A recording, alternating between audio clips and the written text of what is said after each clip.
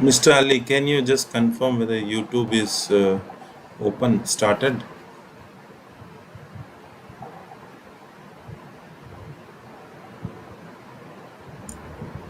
Not yet, sir. I have just checked the YouTube. It's not working.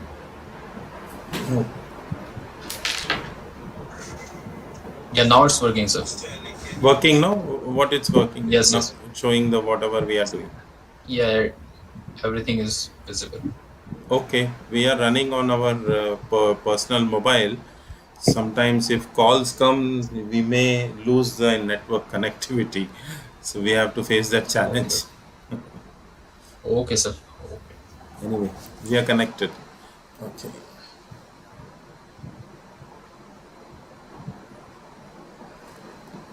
दादा ले लो इसी में करो ना हाँ और कुछ नहीं चेंज करोगे ना नहीं तो मैं इसको फुल स्क्रीन कर देता हूँ ओके हाँ ले लो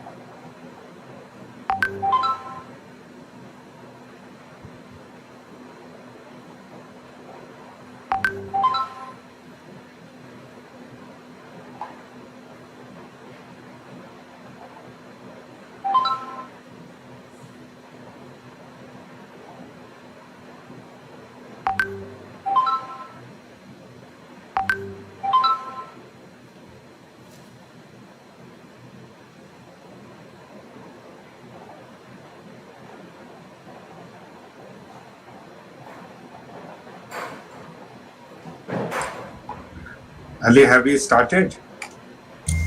Yes, sir. We are just going to start at 2:30. Okay. Good afternoon, sir. Very good afternoon. Good to see you. Same Thank here. you. And your vice chancellor is here or not? He will be here by 3:40. Yeah, I hope so. I have sent the So text to him. okay. You can tell him that I am there. Yes, I have texted him that specially. Okay. And Dr. Shobita Rajgopal has joined. I think Yes, sir. Savita She ma'am has is joined. here. Yeah, yeah. Hi. I'm there. Hi, how are you? I'm good. How are you?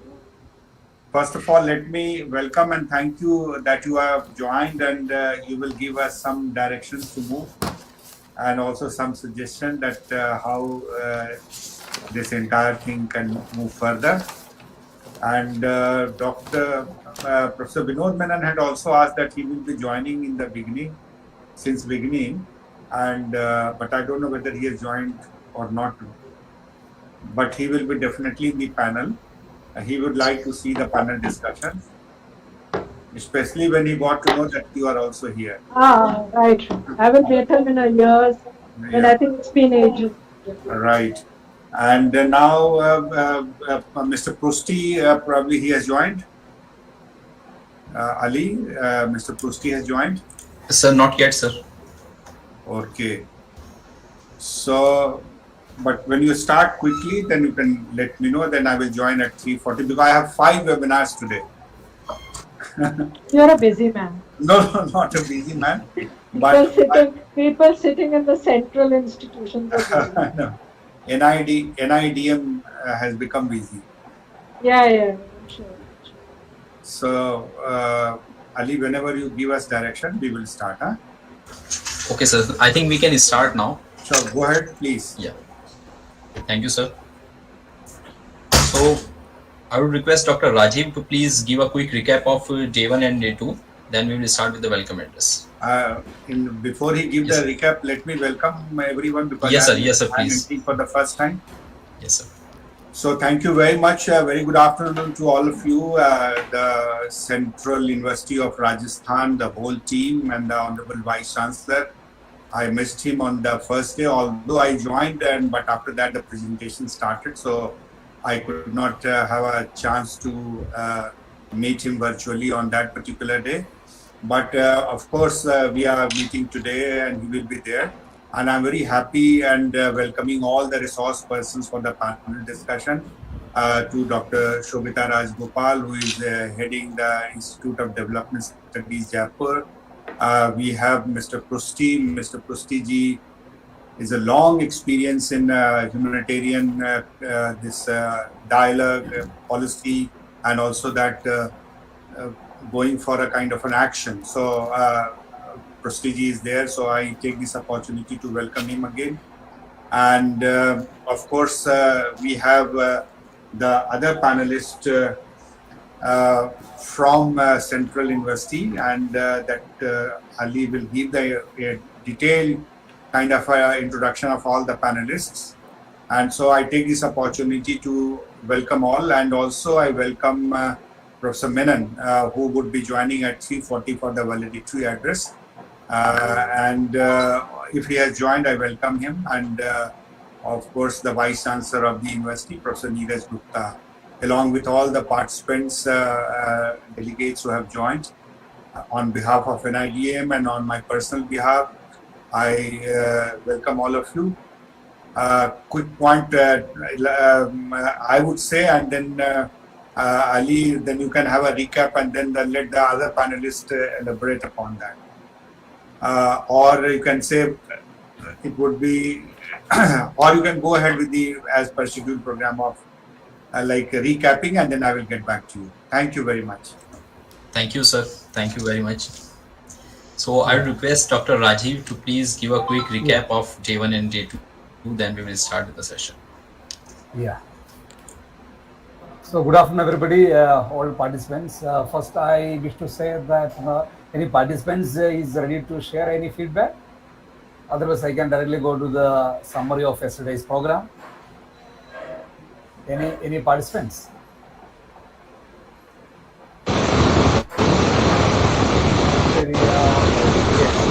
Yes, I say yeah.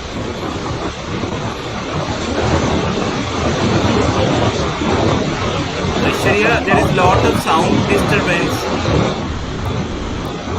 a lot of noise at your end.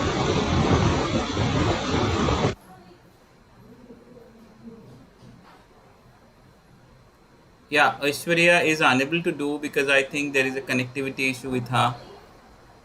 Yeah. So, sir, I will brief up the second day's program.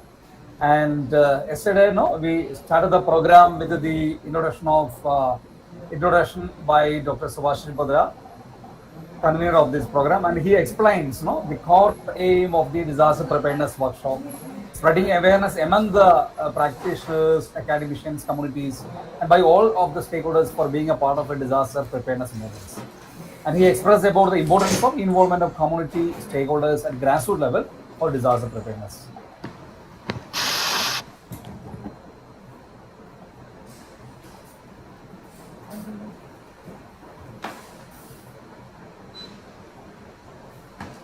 Dr. Rajiv, we were Hello? stuck. Yeah. Yeah. Dr. Rajiv, continue. We were stuck Yes, yes, probably. sir. Yeah. Yeah, connected. Yes, yeah. So yesterday, basically, the 4 sessions we conducted. The first sessions was done by Mr. Vivek CK, Hazard Vulnerability and Capacity Assessment, and he's the Senior Global Humanitarian Manager at Christian Aid UK. He initiated the discussion by talking about what are the major vulnerabilities of disaster communities, and he has given a lot of example from the South Asian countries like Afghanistan, when he is working for a European Commission under a project.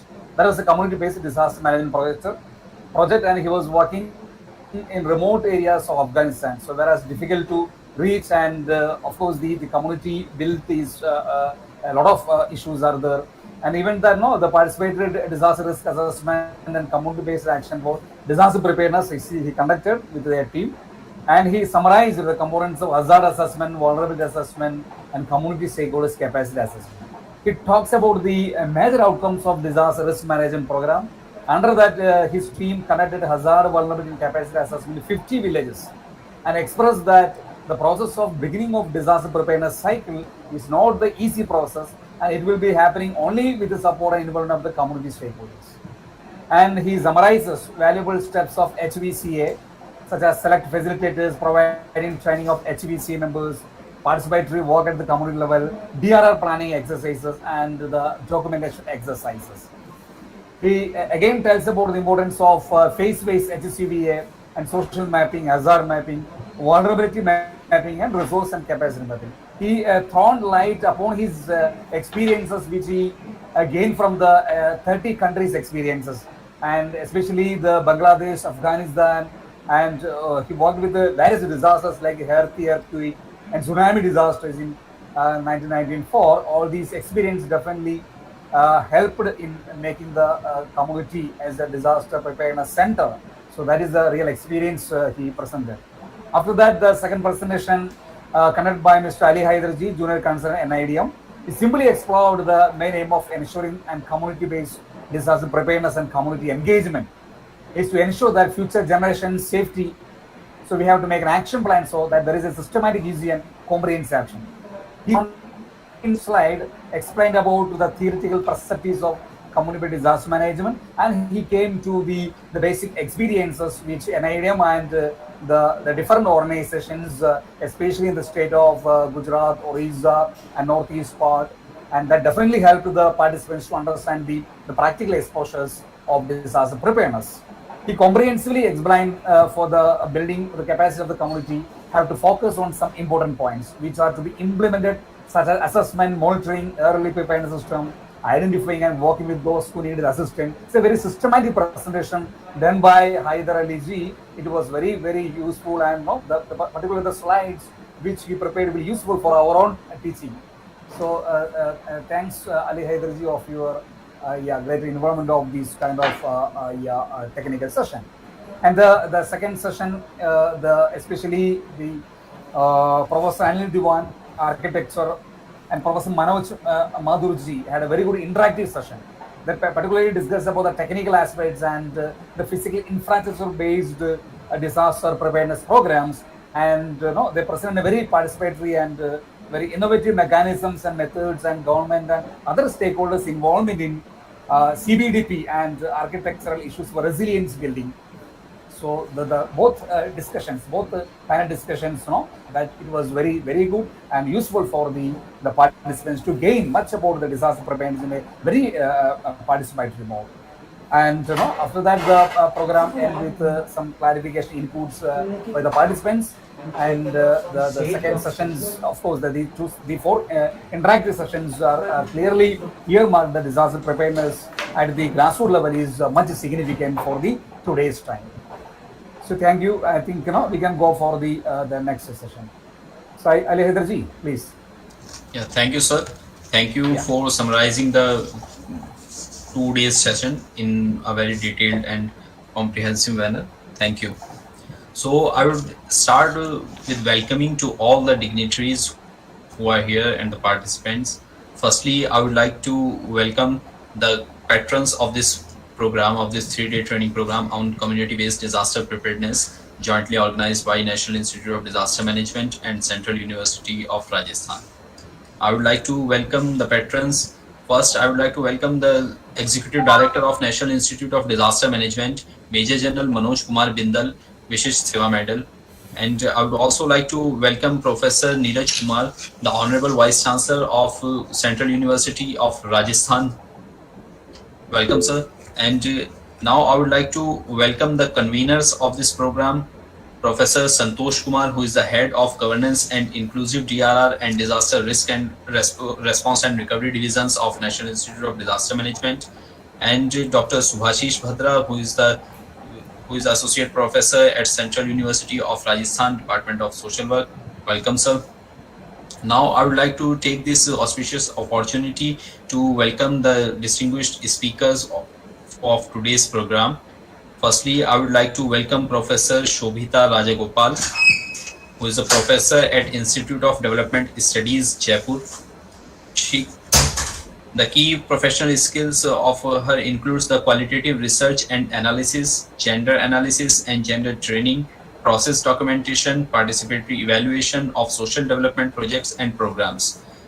In her specializations, she is specialized in women's studies, gender and elementary and secondary education, women's rights and empowerment, gender poverty and livelihoods, violence against women, gender and policy planning. Dr. Shobhita holds a doctorate from University of Rajasthan, Jaipur, and she was awarded with the Indian Council of Social Work Research National Doctoral Fellowship in Women's Studies for the year 97-98. Welcome, ma'am. I would also like to welcome another guest speaker of today's session, Mr. N.M. Prusti. Prusti sir is the President of Humanitarian Aid International, HAI, and he is also the mentor cum Director of Center for Development and Disaster Management Support Services, a strategy center, and the chairperson of Vision Spring International India. He is the board member of Coalition for Food and Nutrition Security. He is a board member of Digital Green Trust India and the founding chairperson of Sphere India. He was the board member of Sphere Project Geneva. He was also the chief of DMSP, Government of India US Aid Bilateral Project. He was also the director of CARE India. Welcome, sir. Now, I would like to take the opportunity to welcome, if Professor Menon has joined. Yeah, sir is here. Yeah, so I would like to welcome and introduce Professor N. Vinod Chandra Menon. Sir is an alumnus of Kerala University, Thiruvananthapuram and JNU Jawaharlal University, New Delhi.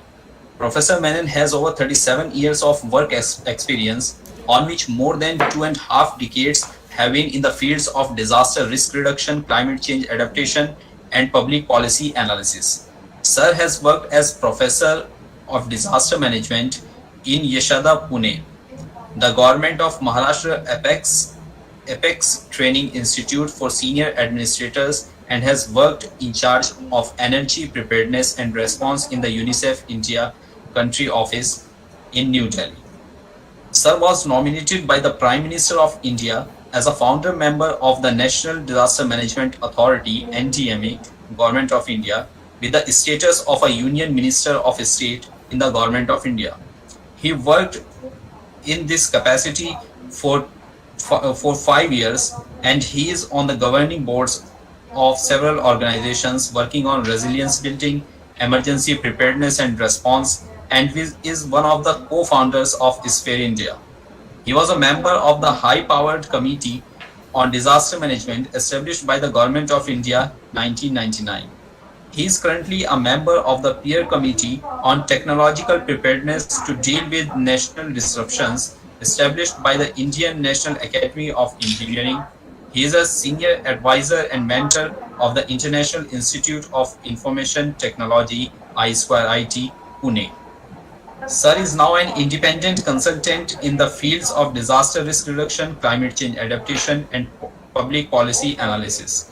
He has been a consultant to UNDP, UNICEF, UNESCAPE, World Bank, Global Facility for Disaster Reduction and Recovery, Asian Development Bank, Asian Disaster Preparedness Center, Bangkok, Economist Intelligence Unit, and several humanitarian organizations and networks, state governments, and the national government. Welcome, sir. Now, I would like to call Dr. Subhasis Badra to please start with the technical session. Over to you, sir. Thank you, Ali, and good afternoon to all of you. It's really nice to host all of you here. So, some of you I know personally, especially I can talk about Prestiji and Professor Binod Menon, because in my life somewhere you have contributed a lot, in somewhere we are very closely connected. So I'm really very happy to see this galaxy of the eminent persons who are available today in our online virtual platform to join in this panel discussion. So after Ali's detailed explanation, let us go ahead with the panel discussion. And today's topic of the panel discussion is community level disaster management, role of stakeholders. So the panelists to cover the different aspects of the stakeholders management and how the stakeholders would join in the process of this disaster management, what we as a professionals who is working in academia or in the field could connect the gap between the academia and the practice and bring a better safe society as a whole, or bring a culture of safe practices becoming an important consideration. So before we start the panel discussion, we all know and we recognize the fact that India is not only India, the whole world is facing the threat of disasters, which is quite high, and the new addition of severe and disaster, chemical, biological, radiological, and nuclear disaster has put us into a new challenge. As a whole, human aggression and the human consumptions, both unlimited or unrestricted consumptions, and the human aggression is increasing number of man-made and natural disasters. So taking all these points together and how India has prepared till now with the agendas which recently given by Prime Minister Modi, let us go ahead and discuss that how do we go ahead with a better stakeholders engagement.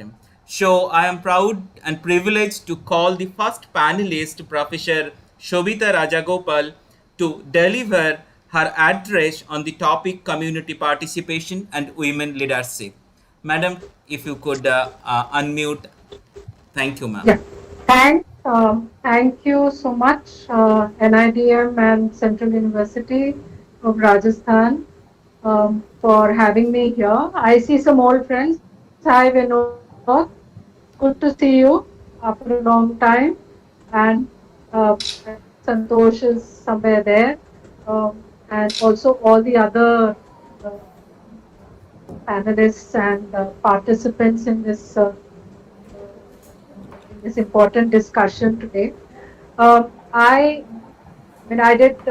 was thinking about what my contribution could be today, because I don't work directly in disaster. I'm going to only speak from my experience of having worked with rural women, and also in my own sphere of work, how I look at community participation in women's leadership, and more so because all of us are currently very preoccupied with dealing with the pandemic. So I do have some learnings from a couple of research studies that we have done looking at the impact of COVID vis-a-vis health of women and girls, and also looking at education. And I'm going to tie all of that up to maybe how maybe we can take some of these things forward even in the sector that we are talking about. I think everyone here is very well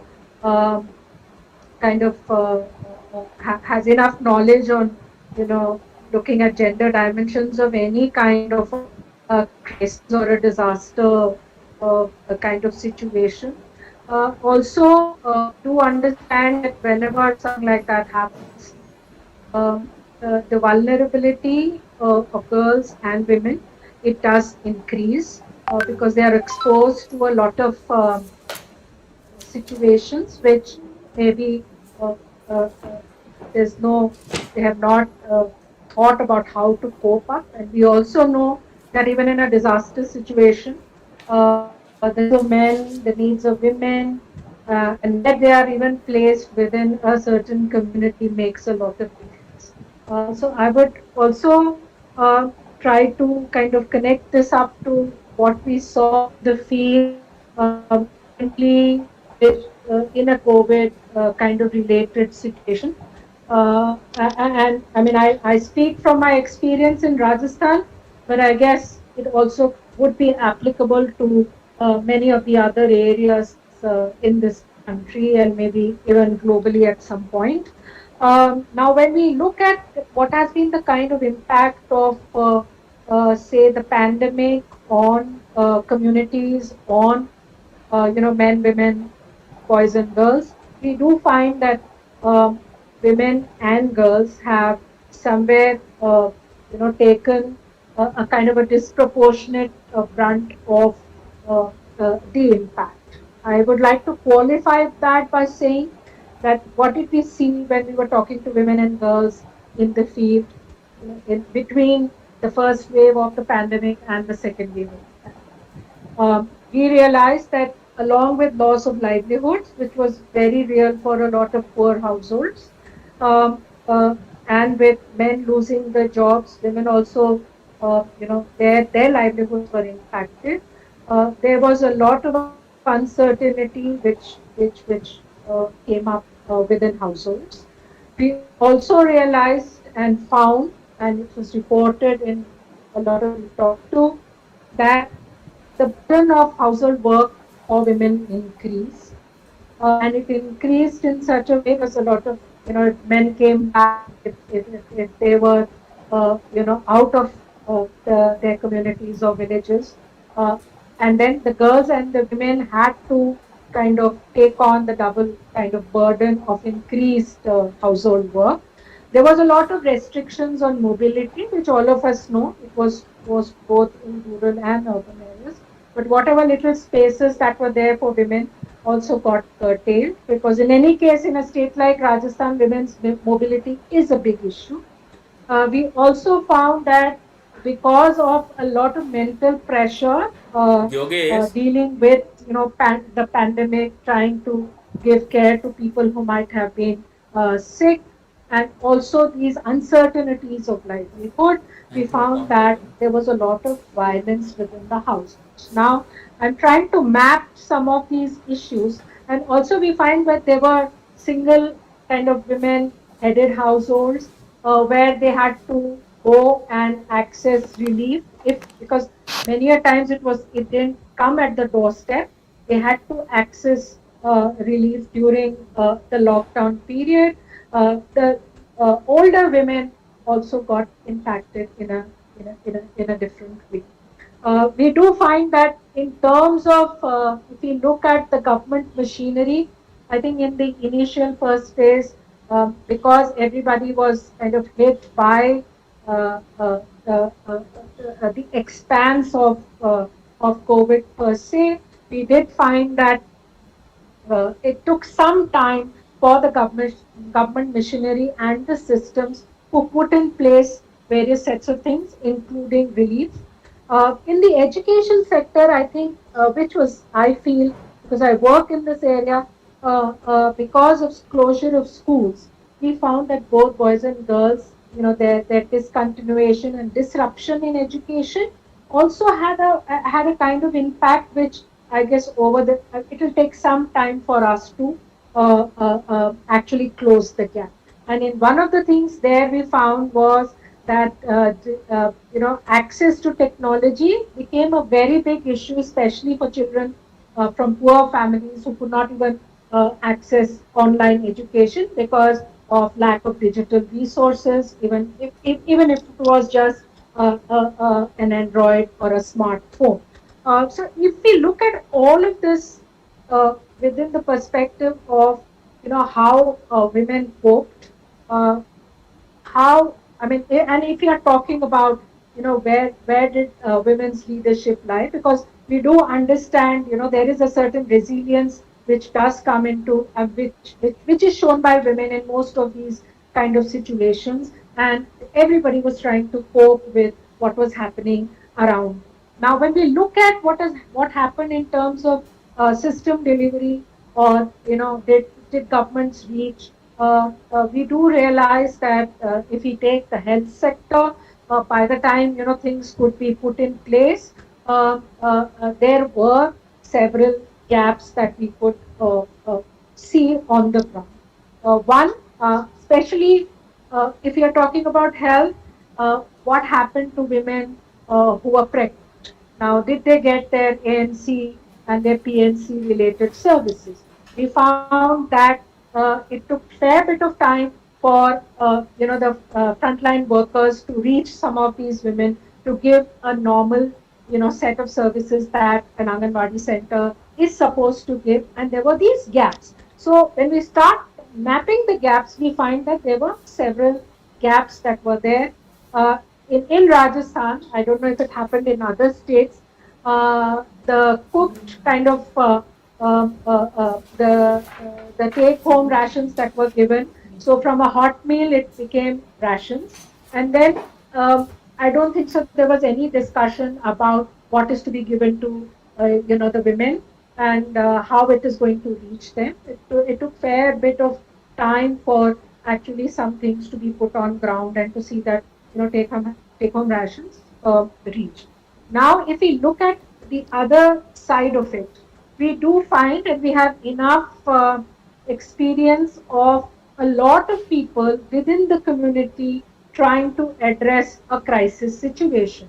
We do find that a lot of people put together food packets, started distributing that in and around whatever the areas that we were talking about. Some panchayats, I won't say all, but some panchayats were activated to kind of put together shelter places for people who were returning home. They were also trying to see that nobody goes hungry. A lot of NGOs also pitched in. So all of that happened in this particular crisis situation that we saw. But if I were to look at what happened in Rajasthan in terms of, were there any specific, kind of areas where, women's groups were involved. We have thousands of self-help groups that do work at the grassroots level. Some of them, I'm not going to say all, but some of them did pitch in terms of all the relief work that got done. But in a very systematic way, I think in the current scenario, I still see it as continuing. The way we would have liked to have, community-based women come up and take a lead in some of these things. I think that kind of effort has not been there. It's maybe it is different in different states, but I would still say that there are many things that if we are looking at how women take some of these situations, take control of these situations and take them forward. I think we need to also, if we are looking at, say, even a third wave of COVID, we would like to put in place a more comprehensive and systematic, I would say, response by women or women's groups, women's sarpanchas, all of that to come into place. I think we need to really work with some of these groups. Now, one example that comes to my mind is that one of the biggest fears that we have, and it's not just Rajasthan I'm talking about, maybe pan-India, is the fact that, because of this continued disruption of schools, will children come back to school? One, that's a question. Secondly, there is also a fear that many of the girls, because they are not attending school, the schools have only opened now in Rajasthan. Many of them, there is a fear that they would be pushed into early marriage. And how does one ensure that the girls do not drop out of regular schooling given today's situation? Now, something that comes to my mind is that can we activate? Because if you talk to the government functionaries, they have many things. They say we are concentrating on this, we are concentrating on that, and somewhere gender is not a high priority for most of it. I mean, they do talk about girls education, but in looking at the gender dimensions of why girls are not out of school, I think it is not taken very seriously. Someone who's been working in this sector can always, I feel that one of the biggest and the most crucial uh, areas that we actually have to focus on today is trying to look at to see that girls don't drop out of school. Now, we can keep talking about leadership at another level, but there are these base levels that we still need to work at, and then so we need to kind of really think about how we are going to address some of this kind of adverse impact of, say, a COVID situation that all of us are facing. Similarly, we also find that when we talk about how are we continuing to see that the health services, especially for women and girls, are going to be in place, and there is not much of disruption, because especially when we are talking about MCH, that is Mother and Child Health Care Services, no situation can come about where these services are stopped or disrupted. In Rajasthan, a lot of NGOs have been working on this issue to see that there is a continuity of mother and child health services that need to be in place, and that has to be ensured by government, because we also have pockets where there are severely malnourished children. What happens to them? I mean, unless we take into account, it's going to lead to a more serious situation. So in terms of what we kind of can see, if we are looking at community-based disaster preparedness, I think we need to learn from what has happened to us in these two waves of COVID-19. We are expecting a third wave, but before a third wave, we have to be prepared. And then there are enough learnings across the country about what we can do, how we can very systematically look at enhancing women's participation in any community led kind of engagement, to see that at least we have the right kind of information that passes down. Because one of the biggest, I think one of the things that we are also facing in Rajasthan is, even today, there is a lot of vaccine hesitancy for the COVID vaccine. And in some very remote pockets, we do find that both men and women, I mean, there is still a lot of people who don't want to take the vaccine. So can we have groups, community-led groups, that can work with people to say that, look, this is not something that, because it's getting equated with that if we take a vaccine, we might just die. So there are, I think we still need to do a lot of work.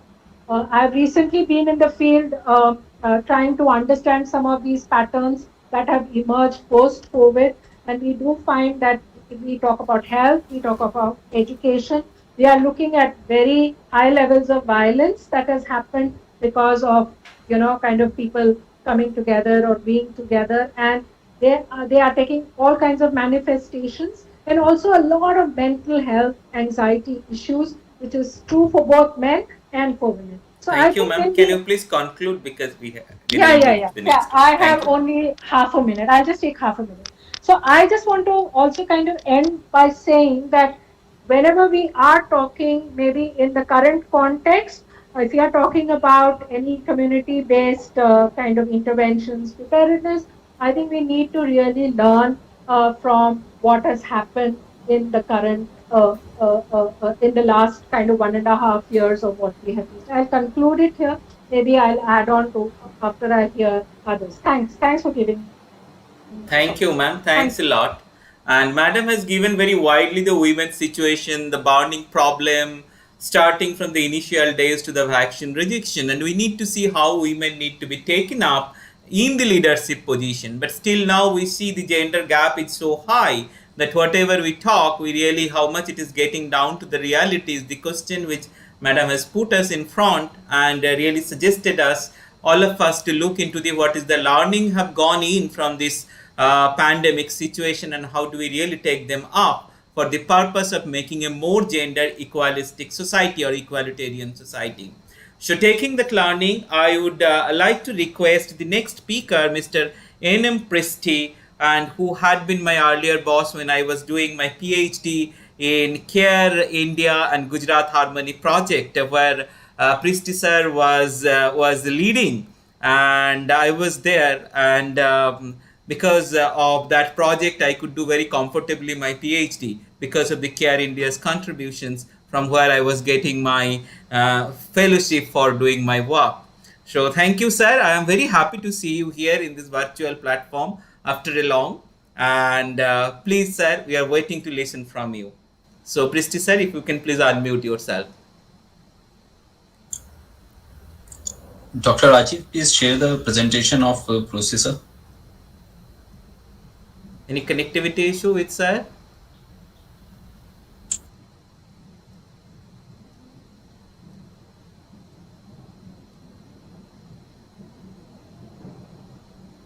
Is Presti sir seen in the... I just saw him, but now I am not able to see him. Can you check, Haider? I think he has left to do some technical issue. Yes, there is some technical problem.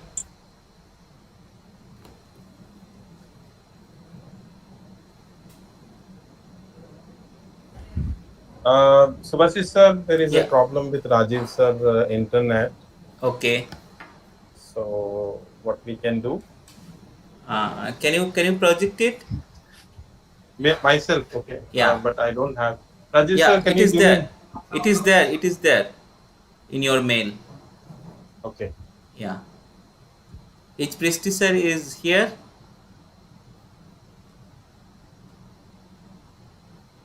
At times, really, we feel like it goes. Yeah. I didn't get the email. Okay, from Ali Haider it has come. Ali Haider invitation. Processor is trying to reconnect, sir. Okay. He will be joining us in a short time, maybe in a minute. Okay.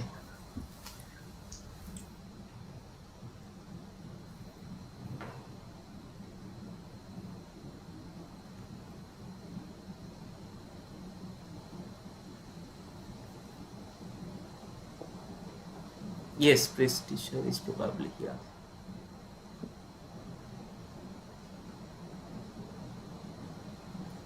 Welcome, Presti sir. After a long, I am seeing you, and I have given our personal connection from the Gujarat Harmony project and your contribution in my PhD work.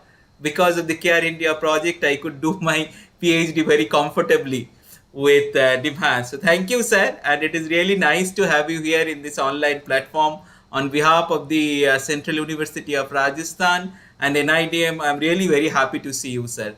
Please, time for you, sir, if you can unmute. Yeah, thank you, Subhasis. It was a pleasure seeing you here. I've been tracking you, your moves and your work and all that. So every time I get into psychosocial care, I remember you and Jay Kumar very fondly, and Professor Sekhar, of course. And I'll be very happy to share with you that I'm entering a very innovative initiative in Bihar that is telecounseling. Through the telecounselors, we are able to provide psychosocial counseling support to the COVID-affected community, and now being encouraged by the result.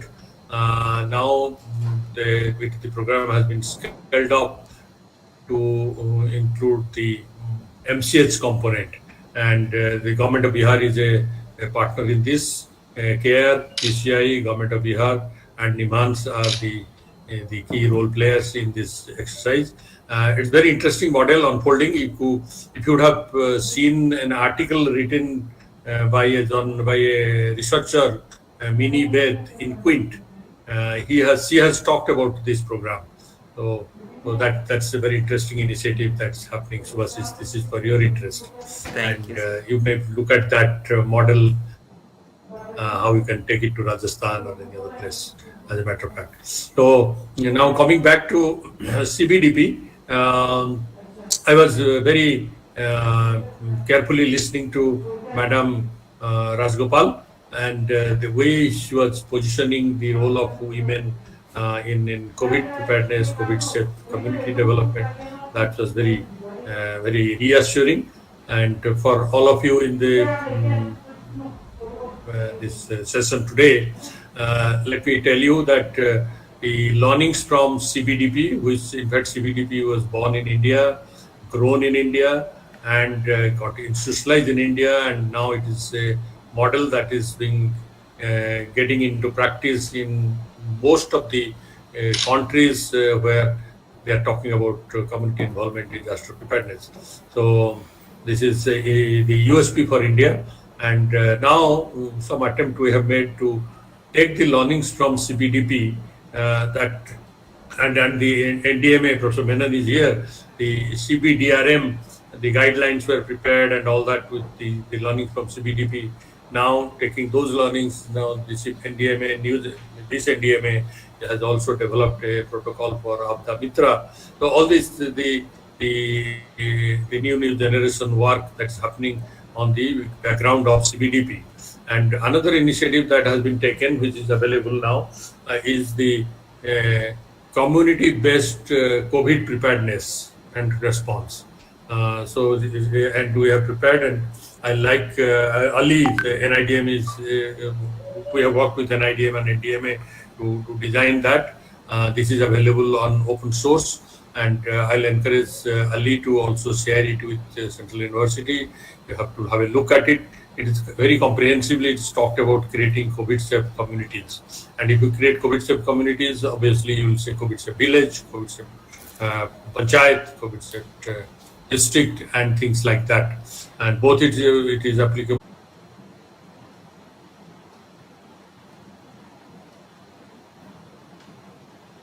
Careful listening. That let us define who is a stakeholder. I like to say that stakeholder is one who has got power and interest. What is power and interest? Let us demystify the terminology of power. Interest is very simple thing, that who wants the disaster preparedness, he has interest in disaster preparedness, so he become a natural stakeholder. But the power, demystifying simplifying the terminology of power. Power, I'll say that ability to influence. That's the power. So, those individuals, those institutions, those who have got ability to influence. Influence can be done in many ways. Influence can be done in resources, influence done in knowledge, influence in networking, influencing policy, influencing the community awareness development, influencing the mainstreaming. You name anything, those who have got ability to influence are the stakeholders. So now you can very clearly understand that who are our stakeholders in community-based disaster preparedness. So next, Ali, move on the slide. Next. Move on. So this, I didn't go through the slide, what is written, that is for you to read, but I tried to simplify how you can remember, how you can conceptualize who are the stakeholders. So this involvement of stakeholders in disaster management, it started from 1994. In fact, Yokohama strategy also talked about the stakeholders engagement in disaster management and all that. In late 90s, about 97, 98, in fact, the CBDP was first attempted in Odisha, in some of the villages, coastal villages of Odisha. And then after the super cyclone, this initiative got into a program mode. So several NGOs, they started doing the CBDP as a part of their program. And Swiss Development Cooperation is one donor agency who has extensively supported this initiative during the post super cyclone Odisha. And then taking that learning, the UNDP picked up the strategy to attempt it to scale it, and the Ministry of Home Affairs that time, they also became very interested, and the resources were pulled from all the donors, almost all the donors in the country, and a very large, world's largest CBDP program was conceived, designed by UNDP and implemented in almost all the disaster-prone states. So these are all happened between the 94 after the Yokohama strategy, then high-powered committee. High-powered committee also talked about community engagement. In fact, high-powered committee defined that community is the first responder.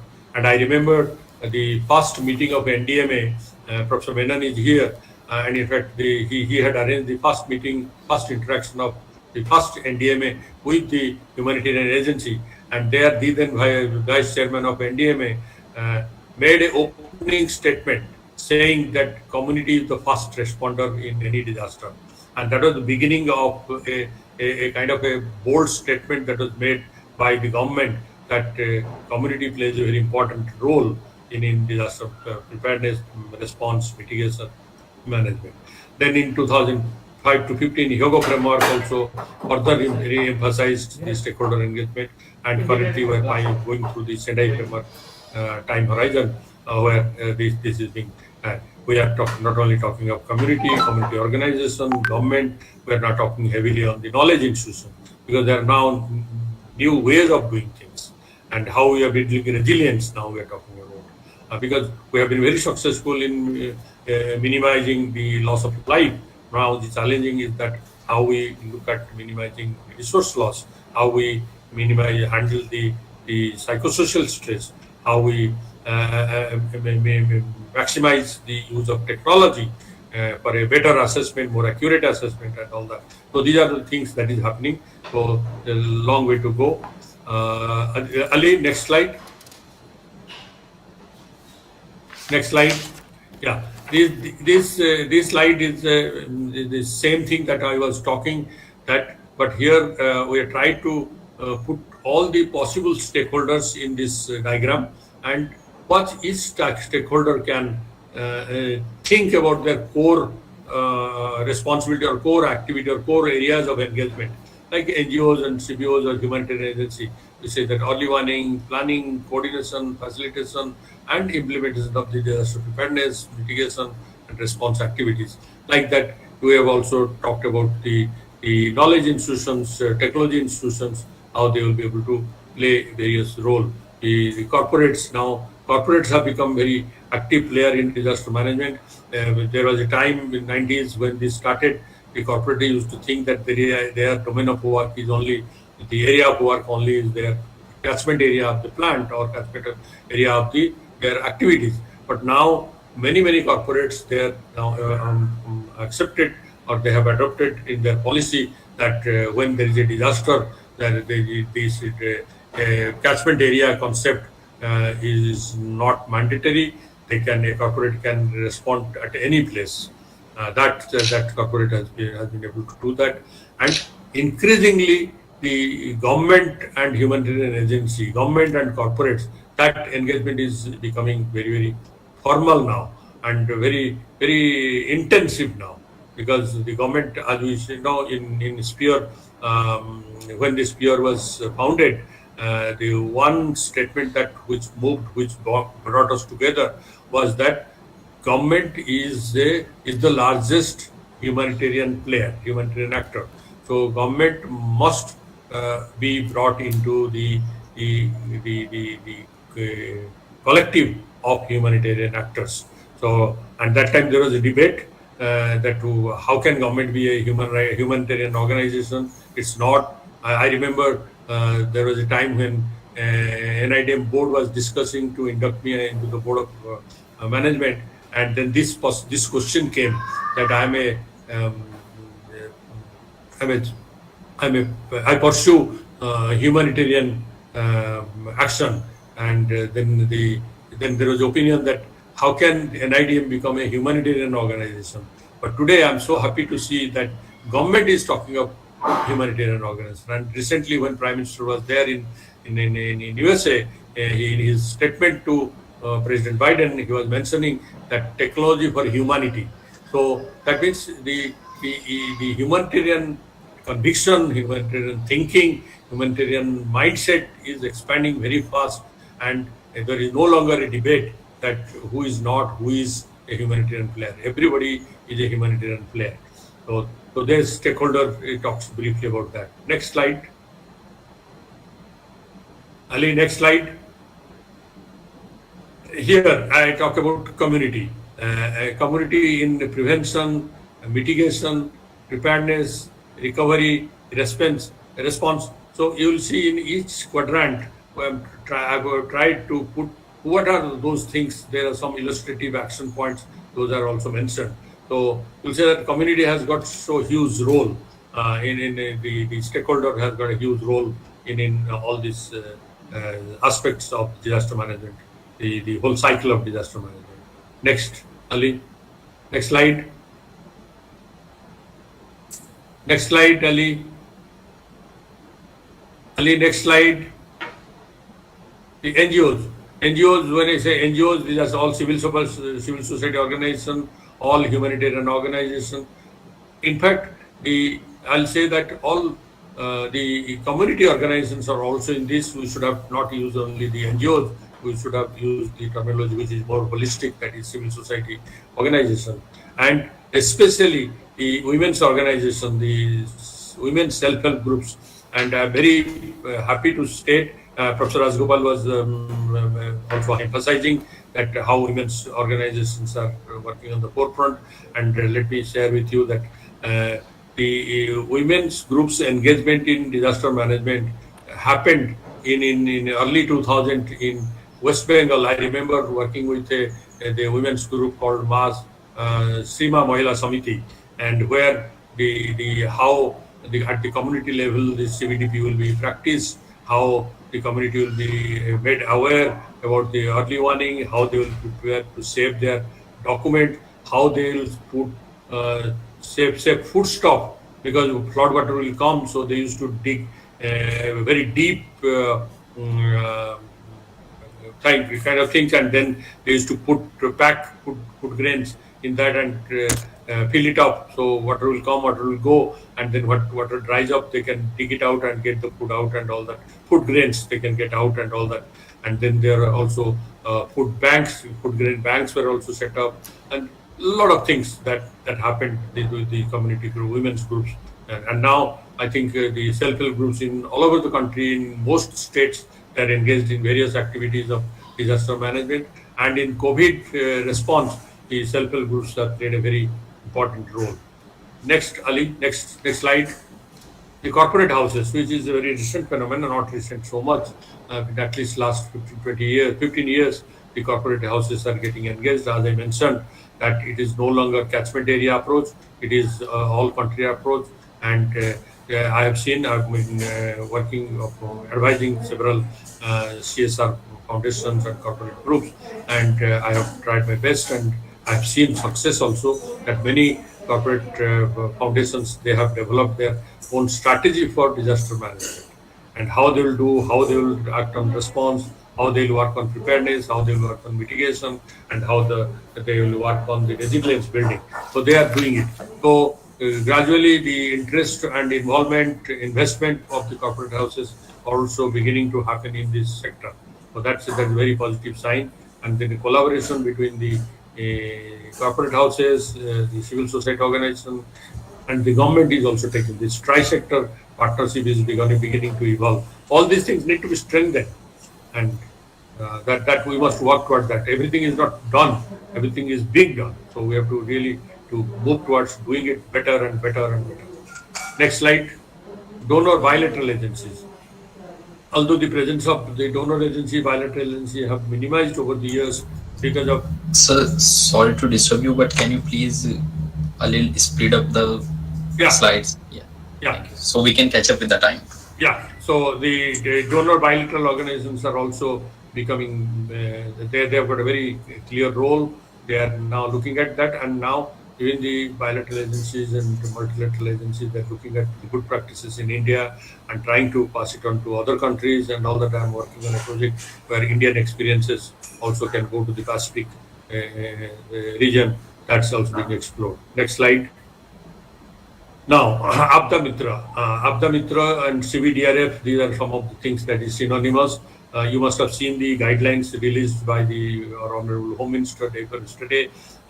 It talks about various aspects of CBDP. And these, the Abda Mitras are going to emerge out of those community volunteers who were trained under the CBDP program and being trained by the CBDP programs and all that.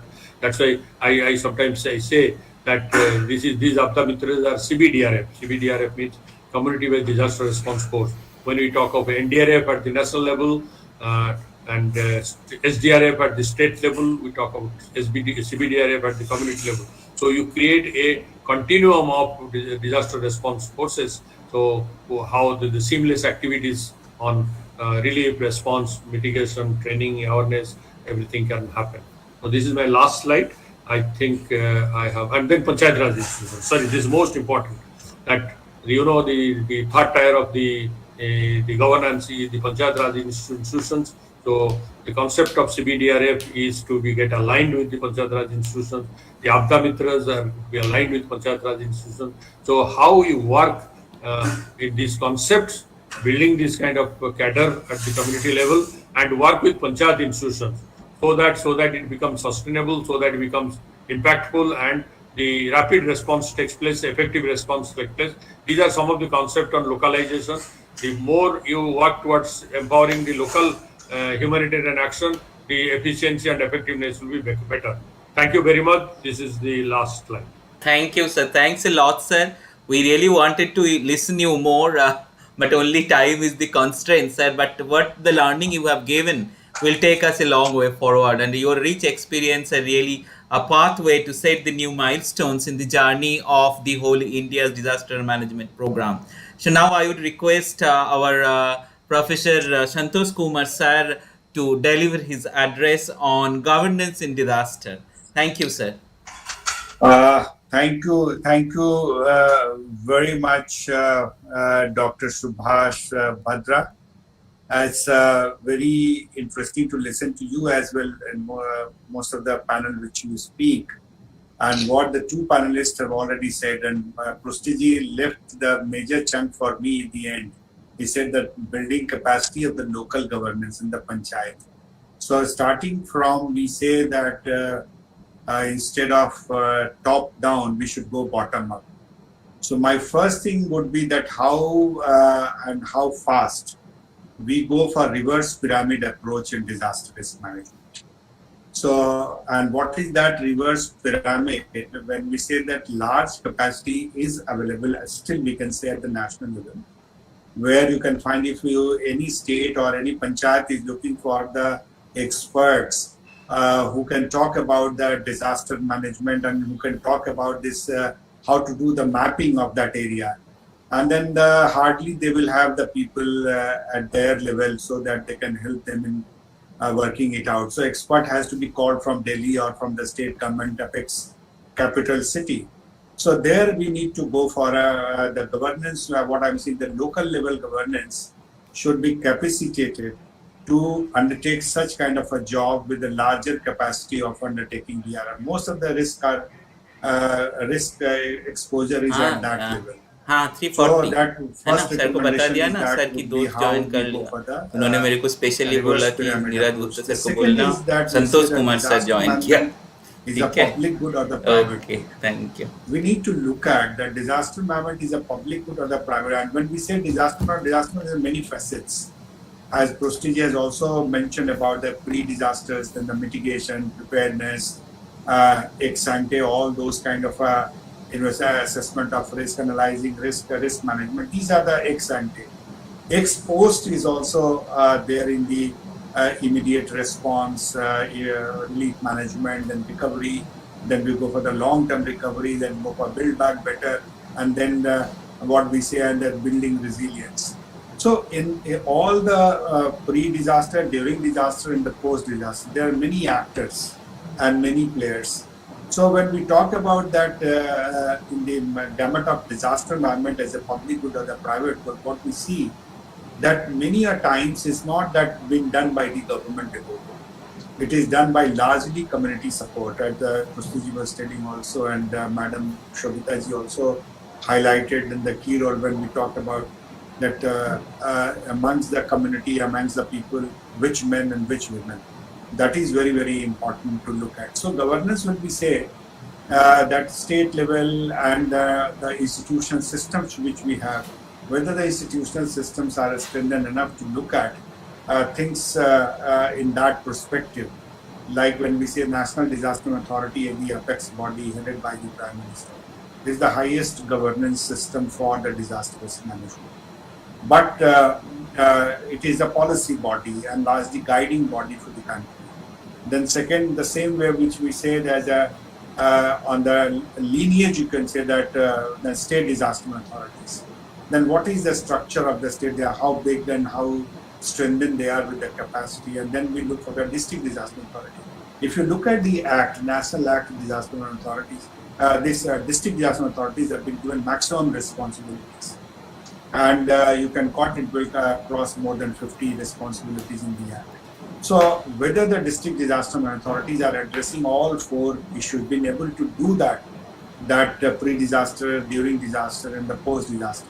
So post-disaster, definitely they have to respond, they don't have it. But how we are strengthening our governance for the pre-disaster planning, how our capacity is going for the pre-disaster mitigation, how we are going for bringing new innovations, new technologies, and so on and so forth. So governance does not mean the government alone. Government role is to facilitate. And there how now the new concept which we are saying that large number of players are there. So Honorable Prime Minister has also given 10-point agenda. There we are talking about bringing more stakeholders. As Prastiji was showing very good graph on the stakeholders and see those stakeholders, how that disaster moments are spreading over them. We have an international governance system also there, UN body, bilateral, multilateral, all supports are there at the international level. At the national level, we have various agencies, NDMA, NDRF, NIDM, and these are the government agencies. But many ministries and departments are also there, which are not there at the part of the regular mainstream of disaster management, but many of the pre-disaster governance has to be done by the ministries and the departments in the state level in addressing those issues, what have been highlighted by Mr. Prastiji and Dr. Shobita Rajgopal. The third thing which I would like to highlight in terms of that the whole concept of disaster management which we are doing it, that this kind of a disaster management, we say that somebody yesterday, Honorable this Home Minister said very importantly two things.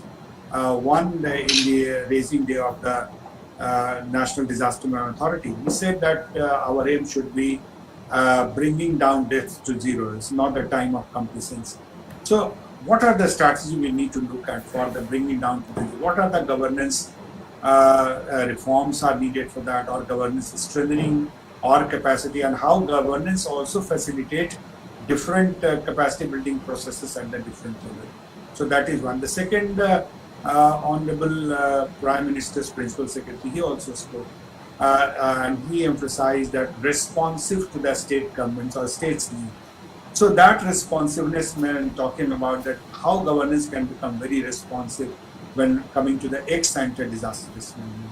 Ex-post, every government, national government, state government, they coordinate, and the district level government, they coordinate with each other. And at the end, it was emphasized by a couple of experts that we are saying that how we can go for the land use planning, and the many of the haphazard development and the things are so is there. How the building bylaw, techno-legal framework is going into action, implementation. So these are the issues of key governance issues in the Disaster Risk Management Act is there, institutions are there, but how their strengthened institutions are and how capacitated and how institutions are actually facilitating the process where the large number of stakeholders are engaged with this. I would take just one point and I would close my remarks because it's going to be 3:40 and I see the the Vice Chancellor of the Central University is already has joined. So what I am saying is this, that to what Dr. Sobhita Rajgopal was saying, when we talk about governance, governance should be inclusive. Governance should be gender sensitive. Governance should be in the whole disaster risk management. The stakeholders should be, all the stakeholders should be sensitive enough for these issues. How to make the children's representative in the disaster management. Their voices are being heard or not. The women's voices are being heard. Now, what are the platforms which we are creating? Honorable Prime Minister is saying that we should have the women leadership in the forefront for DRR. So now the governance challenge is how to bring those women into the mainstream of development. So that is itself what we say that 15th Finance Commission has the financial governance for DRR. So 15th Finance Commission, we are saying as a kind of a, within the paradigm shift, this is a kind of going to be another paradigm shift in the disaster management, which has brought ex ante, which in the act given already. That each one of the session is an eye opener for a lot of us, and probably we can actually come up with a regular program which can be made an educational program for this. You know, when we are talking about the multidisciplinary courses as per the new education policy, I think this is one area which is multidisciplinary. We have people from the social sciences, from architecture, from planning, from governance. Everybody can convert. So I think that is the next level we should get into, and I am very sure with few more such collaborative efforts, we should be able to come up with educational program. Why I am saying this is that for last many years, we have had situations where NDMA was telling us, look, disaster management should be regular course there. Now, once that is a regular course there, to put it very loosely, we take it like a garnishing on the top or a tick mark activity. We have done one course and we'll send a report and things like that. But I believe there are a lot of things that we are talking about, they're integral to it. I mean, whether we go for infrastructure planning, there is a need to strengthen the planning standards where they very clearly demarcate area that, fine, for example, in a neighborhood, we have residential parks, we have everything there. But is there a place where in case of earthquake, 500 people can gather together in that open space? Probably none. Why? Because some landscape planner, some engineer will come and make whole lot of pathways and things like that. Not only we are reducing down the space for children to play, but also for people to gather together. So what I'm trying to submit before the August audience is that I think let us all get together to work out a program which is of a modular unit, giving in the true spirit of national education policy.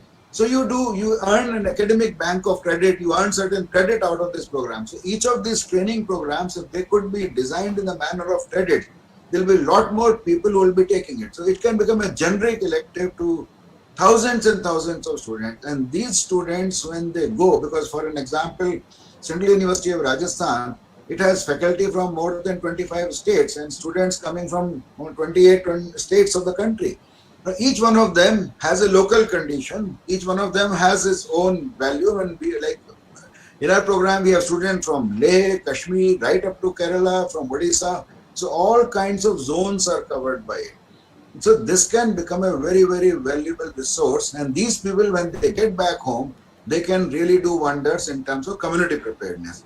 So a lot of work can be done on this side, and I am sure that maybe in the next few months, we do a collaborative effort. And first thing I would recommend is that maybe some of our team can aspire to bring up a SWAM portal course, an online course, which covers the basic overview of disaster. Some of the things like what Mr. Shekhar Chaturvedi talked, that's a very basic, very beautifully explained things, and he did it in a regional language. So this is something very easily possible. Likewise, what Shobhita ji was talking, or what Anil Diwan talked about, each of these things had a lot of value to add.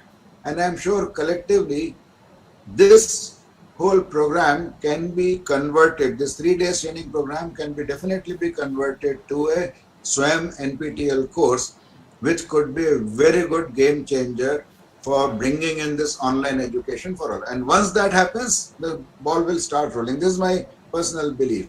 Because every agency is working in a very different way, and with the passage of time, we are going ahead, moving ahead with it. We keep giving examples of Odisha. They did so many things, but the biggest thing that they did was they prepared the community for it. And unless that happens, we'll not be able to do it. So I stop here.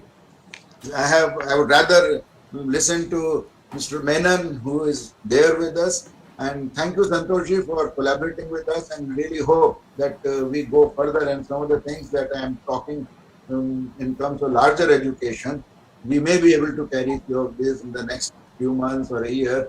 But I think that will make a huge difference. Thank you, Professor Gupta. And it is a very encouraging from your side that we should be having some collaborative and long-term engagement, and we will convert into the curriculum and credit-based. We will discuss also bilaterally on this issue. Yeah. Thank you. Thank you very much. Thank you, everybody. Thank you. I'm really grateful that you took time off. Always. In fact, there were 2-3 sessions where my ears were here while I was signing some papers which did not require any brains. Okay. So this is really, and I welcome Mr. Menon to this university's forum, and I'm grateful that you agreed to be part of us. And I really look forward to your blessings to the audience. Thank you so much, sir. Thank you, Professor Menon, and I will take this opportunity to welcome you. Thank you, sir. Thank you, sir. So, Professor Menon, let me also introduce little more. Already Ali has done. So, Professor Menon is the founder member of the NDMA, and he had the status of Union Minister of State in the Government of India from 2005 to 10, and he has more than 34 years of experience in different field of public policy, international work, and his stature is very high to understand his contribution towards making the India a safe country. So from the time when NDM and NIDM is being conceptualized, he is part of it. And he has been the member of the High Power Committee in 1999, which is also a landmark in the arena of disaster management in India. And personally, I know Professor Menon. I have met him in different occasions, and the last meeting was in Delhi, and I'm very happy because I know Pristigi and Professor Menon were somehow connected to my PhD work also in my life when I worked in different places. So thank you, sir. I'm really happy to see you here today. So please, we are waiting to listen from you. Thank you, sir. Thank you. Thank you very much. Actually, Dr. Neeraj Gupta, it's a great pleasure and privilege to be there in the session with you, and also with the distinguished participants who are attending this program. I understand they're from different states of the country, and they're also from different disciplines, researchers from different academic disciplines. So community-based disaster preparedness is the theme for this session, a 3-day training program which was done. And I feel that actually, community is the first responder, which is repeatedly mentioned by many people. And the National Policy for Disaster Management actually mentions center staging communities as the vision of the policy. Center staging communities is something which is an aspiration, and the national vision, which we discussed in the initial formative years of NDMA 16 years ago, when in 2005, when I joined the National Disaster Management Authority, we had several discussions on issues related to the philosophy, the art and science of disaster management, and the kind of people who participated in several discussions, including the role of civil society organizations in disaster management to prepare for, respond to, and recover from emergencies. And there has been a whole discussion about what is the role of the stakeholder groups. And I feel that actually right now, when we are going through still the continued pandemic outbreak, still showing its impact in terms of the number of people who are getting affected by the COVID-19 every day in different parts of the country, we have this problem about community resilience. And it was also mentioned about the Hyogo Framework for Action, which was during the 2005 to 2015 for the decade. The the tagline for the Hyogo Framework for Action 2005 to 2015 is building the resilience of nations and communities to disasters. So we talked about this 15 years ago. In 2005, when many countries, about 168 countries who signed the Hyogo Framework for Action, talked about building the resilience of nations and communities. But when you look at community-based disaster preparedness, we see the transition which has actually happened, from community-based disaster preparedness to community-based disaster management, then to community-based disaster risk management, CBDP to CBDM to CBDRM to CBDRR, community-based disaster risk reduction, and now to community-based disaster resilience building and climate resilience building. And the recent report, which is actually, released from the IPCC, was talked about by the Secretary General of the UN, Mr. Antonio Guterres, as the code red for humanity. And that means basically that, when 221 countries were affected by the COVID-19, the epidemic, it started as an epidemic, it became a pandemic, and now there has been a discussion as to whether this is actually a pandemic which has affected 221 countries and devastated millions of lives of people. Whether it is actually a pandemic, there is a very beautiful editorial in the Lancet magazine where the Lancet editor actually mentioned that COVID-19 is not a pandemic. That's the title of this editorial. And he says that COVID-19 is a syndemic. And what is a syndemic? A syndemic is a sequential series of pandemics which are actually morphing. And we see this actually, that whether it is actually the variants, which we called it the variants of concern first and the variants of interest. The mutations which are happening. And we know that, we talked about the Delta, we talked about the Alpha, we talked about the Beta, we talked about the Eta and the Iota. And, we had multiple types of variants. And epidemiology itself has actually gone through a lot of debate. And I'm sure that all of you who have been following the COVID-19 know that there has been a series of very well-studied documents prepared by academics from different parts of the world, including India, that the excess deaths which have happened here in the country, not only in India, but also in many other countries which are underreported, is actually, in India, it was several millions.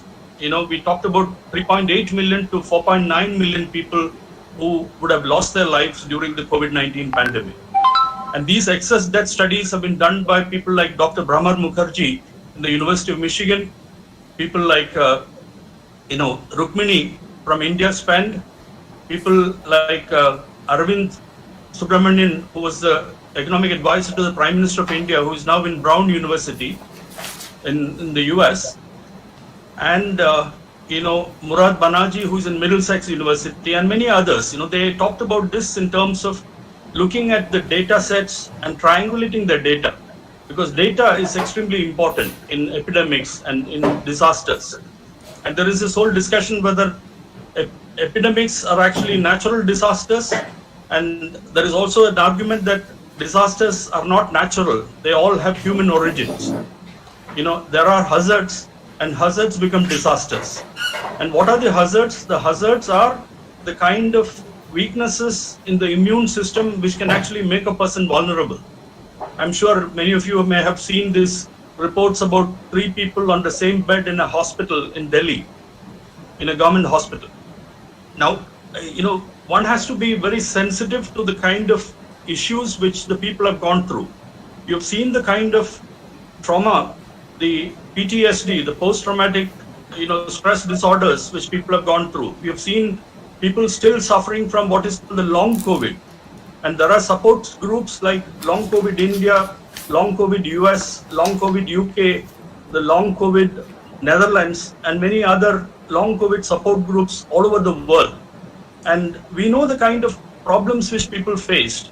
In fact, right now when I'm talking, I feel that when we talk about passion, we talk about compassion. People in the humanitarian sector needs to be passionate and also compassionate.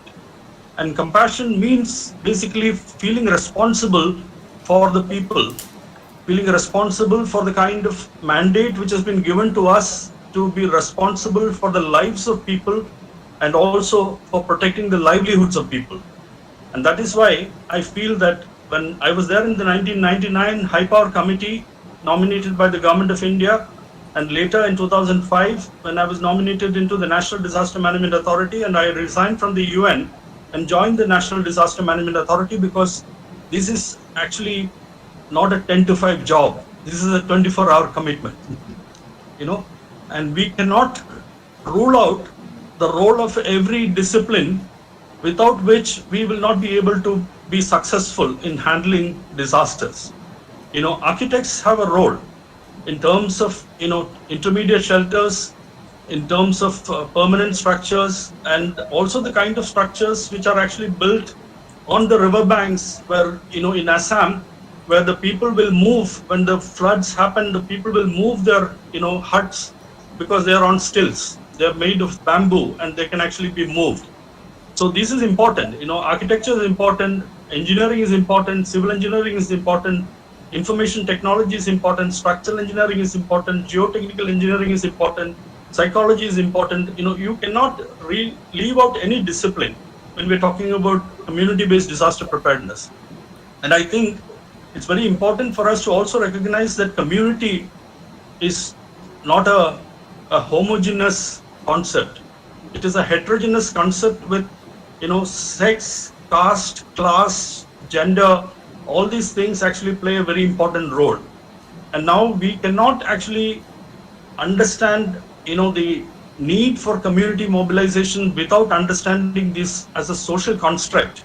We need to understand that there will be these kind of divisions. I'm sure Rajasthan, Central University of Rajasthan and Professor Neeraj Gupta, you would also be aware of the fact that a local community of local panchayat decided to impose a tax or penalty of 25,000 rupees because a 3-year-old Dalit girl decided to enter a temple to pray.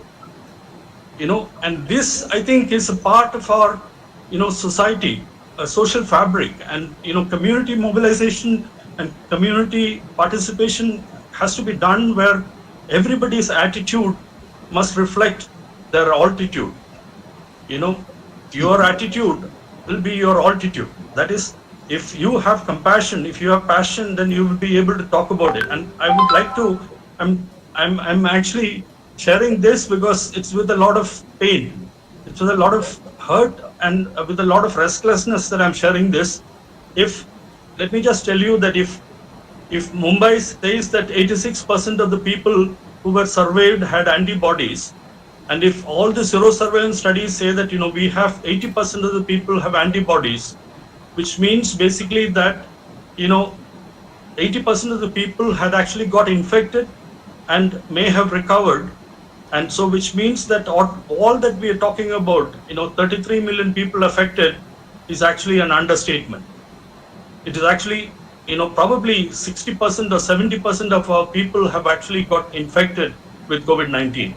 So I've been talking to people like Dr. Brahman Mukherjee and others asking whether excess deaths, excess caseload is also a reality.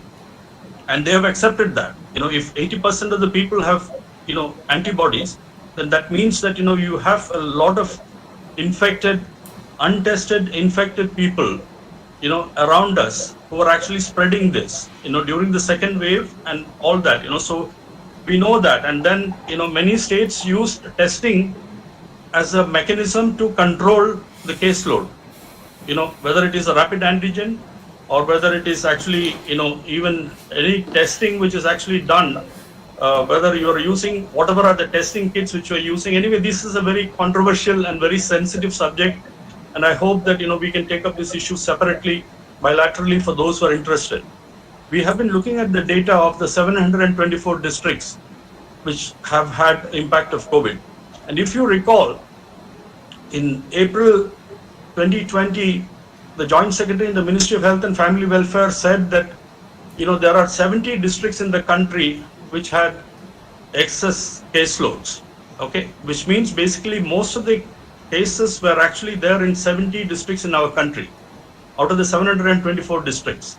Now, if you can actually contain that epidemic from outbreak through very conscious ways of, looking at house to house, testing and so on, in that limited pockets, we would have actually been able to control this COVID outbreak, and we would not have had the loss of lives of that scale. And this is something not just a personal observation from me. It's a discussion with epidemiologists. It's a discussion with the people who are in the field, who have been working, people who work in many organizations. When the first case came to India in COVID-19 case was identified in Kerala on the 30th of January 2020, we only had one testing laboratory in the country. And when the countrywide lockdown was announced on the 24th of March 2020, we had 72 testing labs in the country. And now we have about 2,500 odd testing labs. But I think the same is the issue with the vaccines.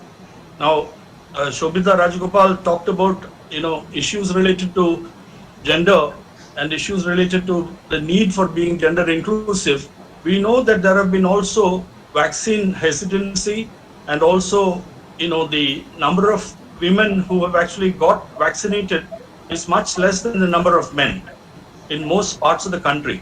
And that is because, the men have actually come forward to accept this. So vaccine hesitancy is also related to the vaccine confidence. Now, I don't want to really spend too much time on COVID-19, and I'm sure that, this story is the same, whether it is the floods which are happening in Assam, Bihar, Orissa, Maharashtra, West Bengal. And Mr. Prushti talked about India being the forerunner and the person in the country which invented CBDP. And I would like to say that community-based disaster preparedness is something which has been there in the Native Americans, in the communities in the Mekong, whether it is Vietnam, Cambodia, or all these people actually had community-based disaster preparedness in different forms. So I think we need to accept that community-based disaster preparedness is something which will happen when we have iconic leaders who are able to mobilize. And we see that also among tribal groups. In Andaman and Nicobar, I saw this during the tsunami. And if the tribal chieftains could actually command control over the entire community's preparedness and also response capacities. The same is there also in the Northeast. The tribal groups are actually more powerful than even the district government administrations. So I think these are all some of the aspects which we need to understand and accept. I would just like to mention about the role of stakeholder groups. Government has an important stakeholder responsibility. And when we talked about zero tolerance to avoidable deaths and disasters, the then Home Minister, Mr. Shivraj Patil, asked, is it possible to have zero tolerance to avoidable deaths and disasters? And we explained to him and submitted for his consideration. In Philippines, the national vision is zero death and disasters, ZDD. It's an aspiration, and we can come forward to that we can actually work towards zero tolerance to avoidable deaths and disasters. And the Government of India accepted that. And so it is there in all the NDMA documents, zero tolerance to avoidable deaths and disasters. So my submission is that, if we can actually keep that zero tolerance to avoidable deaths and disasters, we will actually be moving ahead in a positive direction. And we also have the UN saying, leave no one behind and do no harm.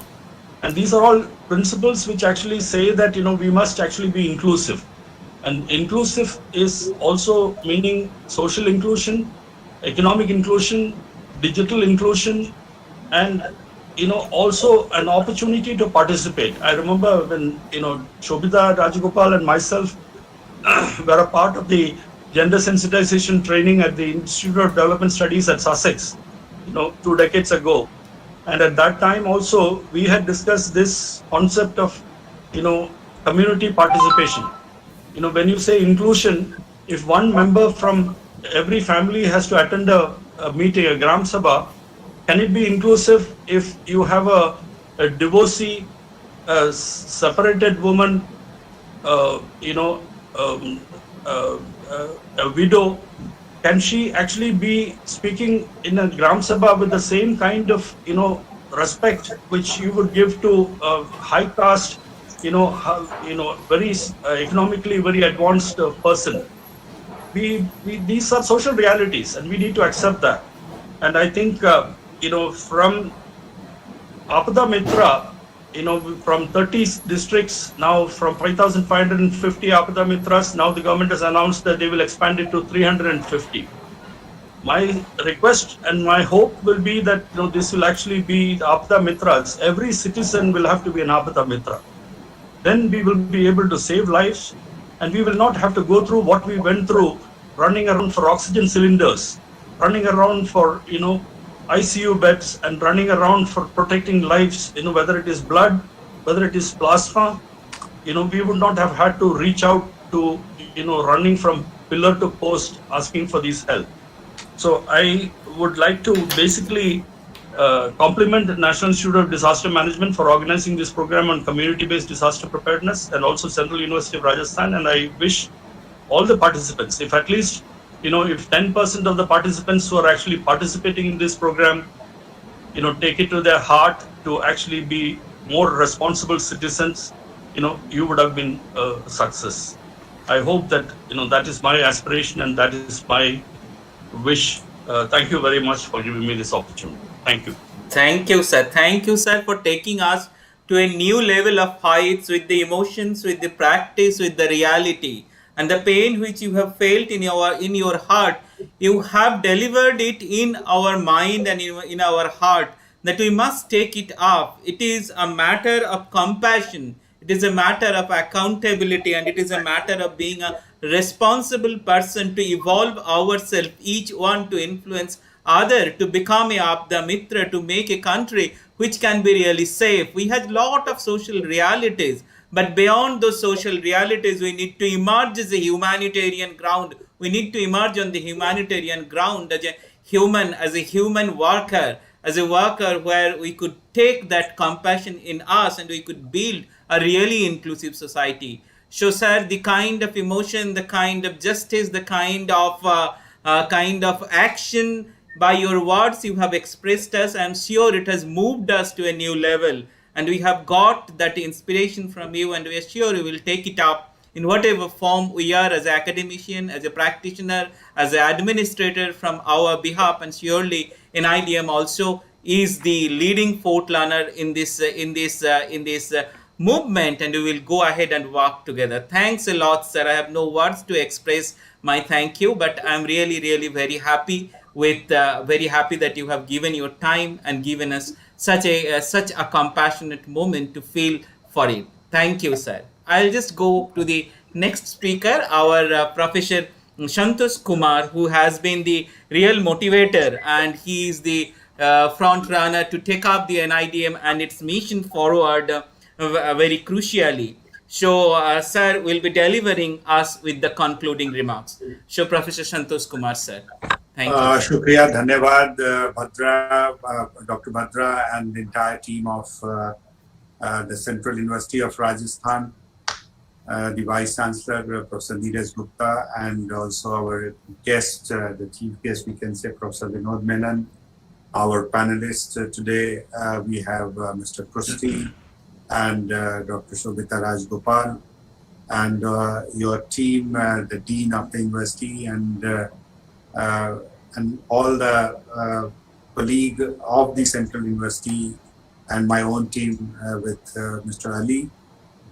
ये हमारे लिए बड़ी अच्छी बात हुई कि हमने एक संवाद स्थापित किया है सेंट्रल यूनिवर्सिटी राजस्थान के साथ, और उस संवाद में एक कार्यक्रम की योजना हुई, और इस कार्यक्रम का हमने इसको 3 दिवसीय कार्यशाला हमने की, और इसमें जो हमारे जो गेस्ट प्रोफेसर विनोद मेनन साहब ने कहा, जो उनका दर्द था उसको सभी लोगों ने महसूस किया है, और जिस बात से उन्होंने अपनी बात को बढ़ाया है कि 2005 में जब हम लोग सोचते थे, और फिर उन्होंने कई देशों का उदाहरण भी प्रस्तुत किया हमारे सामने कि किस तरह से वहाँ पे कम्युनिटी बेस्ड डिजास्टर मैनेजमेंट की बात चली और हमारे देश में भी एक परंपरा रही। बस मैं यही कहूँगा कि हमारे देश में तो मुझे लगता है कि हमारा पूरा आधार ही कम्युनिटी पर है। आपदा प्रबंधन की अगर बात करें, खास करके जिस प्रदेश के साथ अभी हम संवाद कर रहे हैं, जो राजस्थान सेंट्रल यूनिवर्सिटी का जो जयपुर में स्थित है, अगर आप देखेंगे कि ड्राउट मैनेजमेंट एक बड़ा चैलेंज था हमारे उस प्रदेश के लिए, और वहाँ के जो लोगों ने अगर पानी का प्रबंधन जिस तरह से किया है, और पुराने ज़माने में कम्युनिटी की बात की है, जो हर घर में एक टाका होता था, जो सेल्फ रिलायंट की बात करते हैं, उसके बाद एक कम्युनिटी का टैंक होता था, फिर उसके बाद कम्युनिटी पॉन्ड्स होते थे, और उन लोगों ने उसको बचा के पानी का ये इस तरह से प्रबंधन किया। मतलब ये कहने का कि सरकारें तो बाद में आई, एक्सपर्टीज बाद में आई, साइंटिफिक इंस्टीट्यूशंस बाद में आई, लेकिन सिविलाइजेशन चल रही थी और ग्रोथ हो रहा था। लोगों ने इवॉल्व किया धीरे धीरे और एक इस स्तर पे ले आए हैं कि जहाँ पे हम एक वैज्ञानिक सोच के साथ कम्युनिटी बेस्ड डिजास्टर मैनेजमेंट की बात कर रहे हैं। तो वैज्ञान की सोच, जो अभी मेनन साहब ने भी कहा कि कई देशों में शोध हो रहे हैं, पैंडेमिक के संदर्भ में दिया, कितने वैज्ञानिक जुटे हुए हैं, और खास करके बिग डेटा, आर्टिफिशियल इंटेलिजेंस, इस तरह की तकनीक, टेक्नोलॉजी भी काफ़ी आ रही है। अगर टेक्नोलॉजी शायद नहीं होता तो हम आपस में एक दूसरे से वर्चुअल रियलिटी में बात नहीं कर सकते थे। लेकिन ये एक संवाद, जो एक कम्युनिटी, एक जो शिक्षण संस्थान की जो कम्युनिटी है, हम उनसे बात कर रहे हैं, जो लोग जुड़े हुए हैं। जो प्रोफेसर नीरज गुप्ता जी ने भी बात यहाँ पे कही कि हम एक क्रेडिट कोर्स की स्थापना या शुरुआत कर सकते हैं। बस मैं थोड़ा एक I would like to bring one point before you all कि in National Institute of Disaster Management has created a network of Indian universities and institution, and इसमें जो सबसे बड़ी बात है हमारी कि किस तरीके से हम इस तरह एक करिकुलम बना के पोस्ट ग्रेजुएशन का और ग्रेजुएशन या मल्टी डिसिप्लिनरी लोगों को और यूजीसी को दें, और जो यूजीसी सारे देश में उसका लागू क्रियान्वित करे एज ए एडवाइजरी, क्योंकि यूजीसी भी डायरेक्ट नहीं करती है, as a advisory to the state level and national level institutions. और हम लोगों ने अभी एक कंसल्टेशन प्रोसेस से उसको करिकुलम को फाइनल भी किया है, जो ग्रेजुएशन में होगा और मास्टर्स में भी कर सकता है। तो इस करिकुलम को हम आपसे तुरंत शेयर करने वाले हैं, जल्दी ही शेयर करेंगे।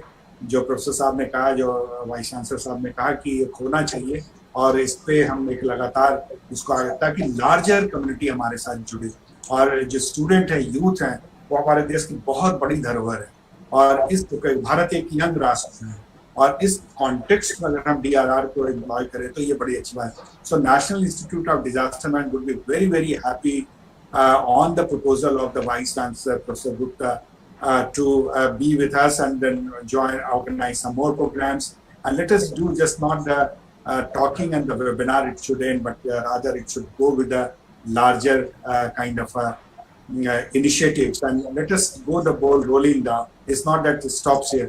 हम हैं और आपदाएं भी हैं चारों तरफ। सबसे बड़ी बात यही होगी कि एक कॉन्टिन्यूम में रेजिलियंस भी बनाते चले साथ साथ, तो ज्यादा अच्छा होगा। और रेजिलियंस के लेवल हमेशा बदलने होंगे, एक कांस्टेंट नहीं हो सकता, एक डायनेमिक होगा, क्योंकि रिस्क भी डायनेमिक है और उस तरह से हमें रेजिलियंस भी डायनेमिक होना चाहिए। तो इसी कॉन्टेक्स्ट में मैं अपनी बात समाप्त करूंगा, क्योंकि बहुत बड़ा प्लेटफॉर्म है हमारी यूनिवर्सिटीज और संस्था जो हम लोग जुड़े आज।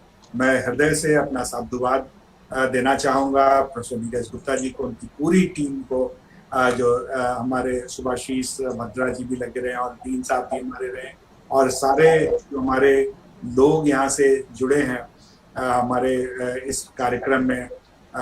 केवल ये सोशल वर्क डिपार्टमेंट की उपलब्धि नहीं होगी, बल्कि ये इन्वायरमेंट की उपलब्धि नहीं होगी, बल्कि ये विज्ञान की उपलब्धि होगी। साइंस के, फिजिक्स के भी लोग जुड़ेंगे, केमिस्ट्री के भी लोग जुड़ेंगे, इवन तकनीकी जो आप नीरज साहब ने बताया कि आर्किटेक्चर, अर्बन प्लानिंग, वो एक बहुत बड़ी चीज है आज के दिन में जब हम अर्बनाइजेशन की बात कर रहे हैं।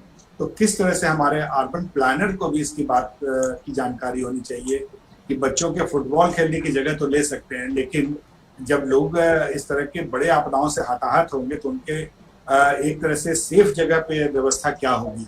तो आप ये दोनों को चीज़ों को आप अगर देखें तो बहुत बड़ी बात उन्होंने एक अंडरलाइन कर दिया है हमारे लिए और प्लानर्स के लिए।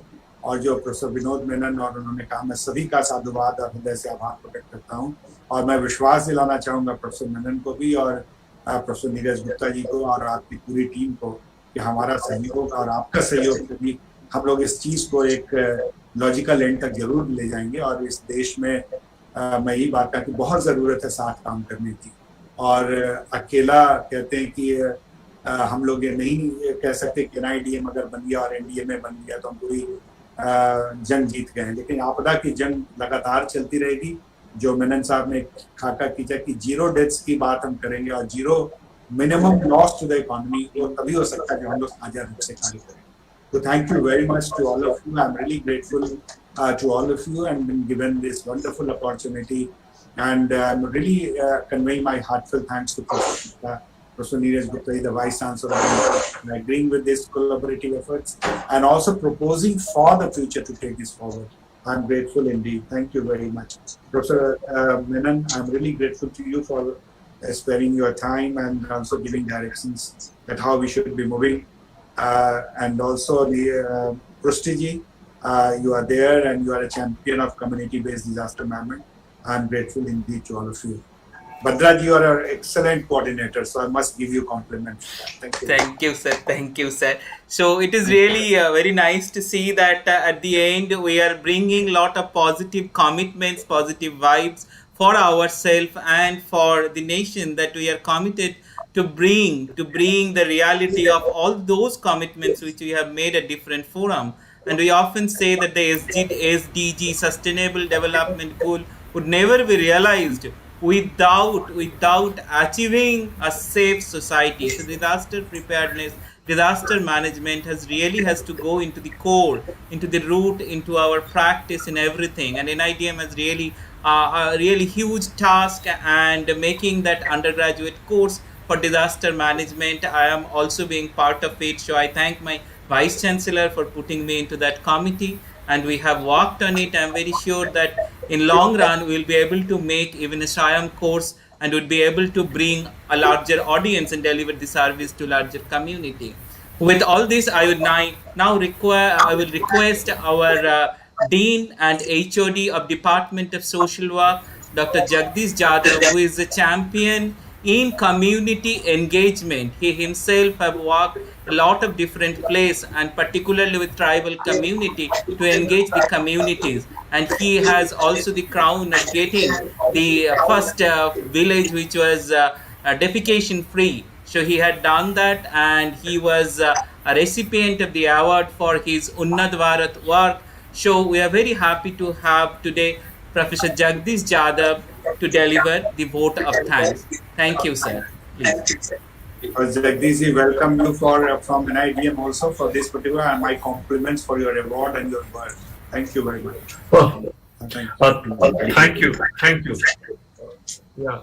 Today I'm in Delhi for some other training purposes, but understanding the importance of the topic, I volunteered myself and I made it point to be present for the valedictory session, not as just a departmental head and the dean, but when my Vice Chancellor himself, he attending the inaugural session, he himself present for a different training session, and once he, attending valedictory session, so probably it inculcate the value among its all employee and it's give or inculcate the commitment from all of us. But just by seeing the Menon Sahab and Santosh Kumar ji reminded me story. In my personal life, I had a privilege to meet Advocate MC Mehta and personally got an opportunity to work with Eric Bharucha. We all people know that the MC Mehta, a famous lawyer, Delhi-based lawyer, fought a numbers of environmental cases, and because of his petition PIL in Supreme Court that make a given mandate to the UGC for making environment education at the UG level, and now at our integrated course we are teaching that subject. And a very student friendly book prepared by Eric Bharucha. At present, he's a university, and I am seeing the same pair in Vinod Menanji and Santosh Kumarji. And when my vice chancellor has given a commitment, and my vice chancellor is himself is the expert of the different kind of vocational education and putting the thing in a perspective. So I'm very much thankful. My today's job is to propose the vote of thanks, and it is not just a formality, but it is a matter of the academic community. I'm very much thankful to the both authorities, Manoj Kumar Bindalji, Executive Director, NIDM, and my Vice Chancellor, Professor Neeraj Gupta sir, for entrusting this responsibility for organizing the 3 days training program, community-based disaster preparedness.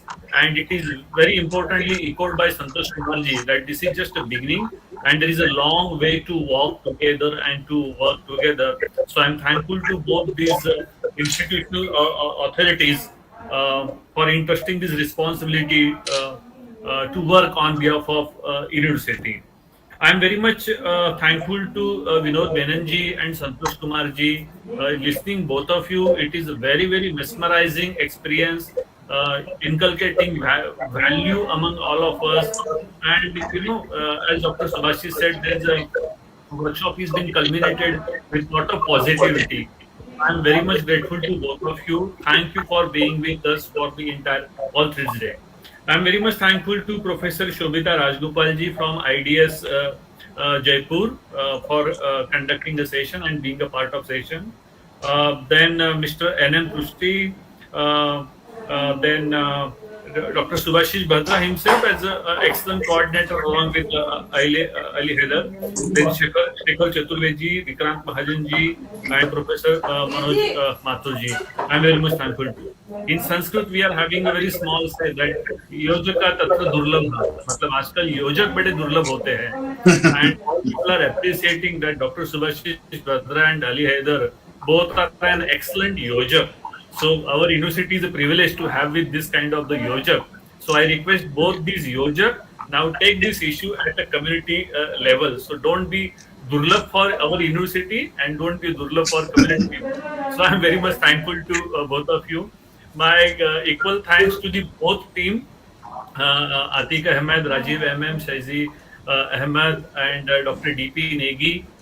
And I wish to extend all my heartfelt thanks to all the students, not only from Department of Social Work, but on the first day there were the students from Maharashtra, there were the students from different university, those who have taken the benefits of this workshop. So at the conclusion, I am very much sure that this workshop not only attend its academic and the training goal, but lot of resolution, individual commitments have come on a floor, and that is the real achievement of this workshop. So finally, my